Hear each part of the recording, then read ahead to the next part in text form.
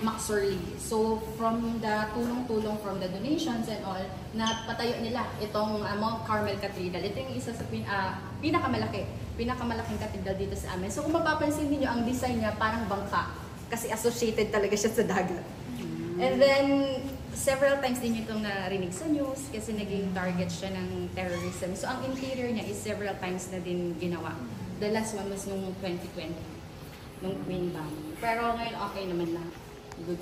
Madadaanan nyo to kasi nasa center town talaga siya.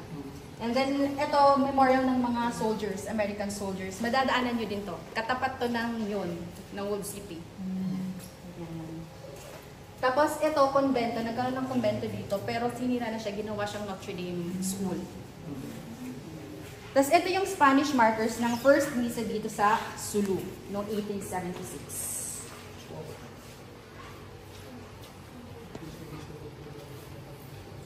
Japanese naval boat, actually nung bata pa kami, buo pa talaga siya. But hindi kasi siya na-preserve, so kinalakal ng mga tao. Ngayon wala na talaga, halos very little na lang. Happy, at least meron pa kaming nakuhang funnel. Yan. Tinatawag namin kapalj. So mostly of the thousand people, we are following Islamic teaching. So yung sa Quran. So yung even sa burial, yung same day na binabury. So at saka pinafollow din namin yung grave marking. So makikita niyo ang mga thousand people talagang maarte-arte sa mga damit. So ito is for female, naka-flat siya. For male, round or patusok. And then for Badjaus and Samals, or yung mga from island municipalities, hanggang ngayon, they are using yung mga corals as their grave marks. Yan. So ito, isa sa mga nakupay nila. No? So even century ago, talagang kasama, even sa grave marks, yung wood carving. So ito yung mga pictures ng mga Raja. Raja, they were like yung mga Indonesian traders, missionaries na punta dito. And then sila yung mga unang-unang nag-spread din ng Islam. So nung namatay sila, nasa mga bundok-bundok sila ng mga iba't ibang munisipyo dito sa amin. Si Raja Baginda. So dito naman yung mga textiles. So ito yung traditional na pangbahay ng mga kausog dati. So ito yung tinatawag naming sablay. So ano to siya? Parang big blouse. Tapos, kinuklose lang siya ng mga 2 to 3 brooches. Tapos, sa loob, parang mga handmade na sando yung gamit ng mga sinauna. And then, itong pababa, ito yung mga loose trousers na to. Ito yung nakuha namin sa Chinese. So, mga influence ng Chinese. Kasi ang telang gamit dito is Chinese satin, or tinatawag namin dasu. Dasus yung pinan. Kasi yung mga design niya, puro floral, flower. So, ang sawal na to, tinatawag namin locally na sawal, may 4 inches na white, yung puti na yan, yung parang 4 na dito, tapos niro-roll to secure. Kasi wala pang gamit dati ng mga buckle belt, wala pang gano'n. And then, ginagamitan nila for design lang, itong ladjuk or headgear. So, handmade po yan. So, ito yung mga actual na mga photos. Nagdi-differ lang talaga sa material na gamit. Kung gumamit sila ng mas magandang tela, that is they use for marketing, for attending other events. Pero kung simpler lang, pangbahay talaga siya. May gumagamit pa po nito dyan? Yes, but sa mga ano na lang, festivals, ganun na lang. Pero, ito na yung panlalaki. Yan. Simple lang, Nag-t-shirt lang, tapos nagtatak-in, tapos may kasukbit na barong or kalis. So, pag agriculture naman, ang kabuhayan ng mga tauso is farming and fishing. So, ang fishing nasa kabila, ikikita natin yung mga kabila. So, ito, yung mga traditional na gamit po namin. So, ang mga agricultural crops dito is coconut, cassava, corn, and then may mga seasonal fruits kami like durian, mangga, mangustin, lansones, yan.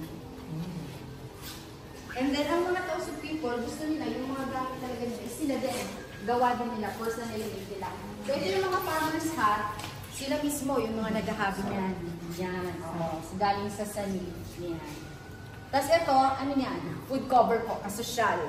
Hanggang ngayon, ginagamit pa din. Pero pa nga, wedding na lang, ganon. So, yan. Sila, lips ang gamit naman. Sino na nakakain ng satik?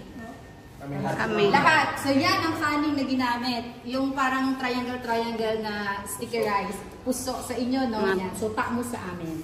Yan, takmo. Takmo, yes. So, ganyan siya. It's either square or pabilog na ganyan. Pero pinakat-cut lang siya. So, ito po is for the wedding. So, typical Ito yung Batawi. Ito medyo modernized na din ang material na ginamit. Yung botones or yung tambok na ginamit dito is plastic, pinahilang. So we have another one sa taas, yung original, makikita natin mamaya. And then yung design is medyo marami na siyang scallop. At yung sawat, it's the same. Kaso nga lang, mas maganda yung tenang ginamit for this one. And then sa lalaki, yung tinatawag namin lapi. And then meron kaming birino. Ang very, dito is yung yan, pisyarit. So ang mga lalaki dati, gumagamit sila ng pisyarit to, sa head cover lang ganyan. And then may ginagamit silang belt or saritan. Ano yan siya? Belt bag. Very traditional belt bag ng mga lalaki. May maliit siyang pocket sa gilid. Doon nila nilalagay yung mga hindi pa, cedula pa dati. Mga cash or cedula or kung ano mang mga special na personal na gamit. Tapos ito yung mga abay sa gilid-gilid. So ito yung mga actual photo. So kung makikita niyo itong kausog na to, yan yung talagang representation. Yung red, yung blue, yellow, yan yung barong niya. Naka dito. Yan. Tapos yung isyabit niya sa ulo. Hindi po ba mainit? Yung mga dapat. Dati kasi maraming vegan. Ay, siya ka to sa trending karon. Ito yung traditional kitchen.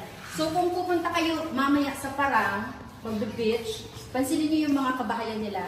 2 unit yan. So ang first unit, yung main house, tapos yung another unit na smaller, yan yung kitchen nila. Kinokonektahan lang ng parang either bamboo na bridge, ganyan. So, stilt houses ang mga traditionally tauso dito. Kasi ang ginagawa nila, yung ilalim, it's for yung mga chicken nila or parang storage.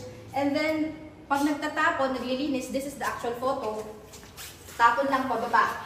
Yan. Tapos, when they do mga cooking, naka-squat.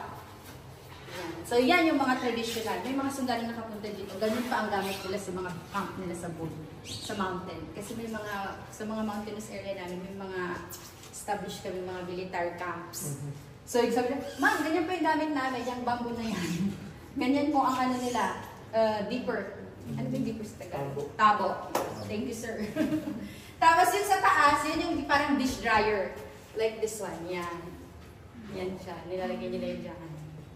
Tapos, for the kalan, it's either stone or yung 2 bars. Very traditional. Pero ngayon kasi naka-alam ko, LPG. LPG na po tayo nga. So, ito yung tinatawag namin takoy or saranggola sa inyo. Ano ka, isa sa mga pastime ng mga kalalakihan dati. And then when they grow up, yun na, nag-help na sila sa farming. So, ang ano dito is, meron kaming 3 identical talaga. Meron kaming takori mandal, takori janggayan, at saka yung black na doon. Awak-awak. Ang noon, nilalagyan ka ng parang pana para at least may sound siya sa taas. And then may mga little competition yan. So pag nasa taas na ng air, nagpapatiran sila tapos kung sinong manalo. Ganun. So last February, nandito si Tourism Secretary Frasco. So nagkaroon sila ng per municipality ng kite festival. Sino kayo nanalo nun? I-research ko. Ayan. So, ito ang pinaka-exciting part dito sa amin. Ang pinaka-maingay na hall. Ito po yung mga latest na mga tourist destination na develop po ng Provincial Tourism Office at saka ng mga local government unit po namin. Saan po kayo? Yan. Sino nakakakilala nito? So, very popular kasi na-cover siya sa KMJS. Pero even before, alam namin, heart-shaped yan. Kaso hindi siya na-prove kasi wala pang drone. So, naglalaba lang dati sina Auntie Jaan, sina Lola. Tapos ngayon, dahil may mga drone na, okay, heart-shaped nga talaga siya. So, yan. I don't know kung maabot yun, kasi second district to eh. Hindi kayo, bukas. So, bukas kasi may ano na siya. Yung road na papunta doon, may deck doon, no? So, makikita niyo yan. Yan yung Seat Lake. Yan. Ito malapit. For sure, pumunta kayo dito, sir. Tambuang Falls sa Mayngong. So, nasa iba't ibang munisipyo yan. May first and second district. Hindi ko na alam kung ano yung kasama sa itinerary nyo. Ito, very, very, very traditional. Yan. Asta na Darul Jambangan, or meaning Palace of the Garden. Actually, relic lang siya. Ito yung parang naging bahay ng mga sultan dati. Yan. But originally sa Mayngong, ongoing ang construction. Ito kasi nasa other municipality sa Talipao. Ito, bukas dito kayo for sure. Rock Formation, Kapual. Yan. Pupunta kayo dyan bukas. Kapual Island? Opo, sa Omar. Maiikot niyo pa yung other municipality bago kayo dumating dyan. So, nandito tayo ngayon. So, ito po yung tinatawag namin provincial capital.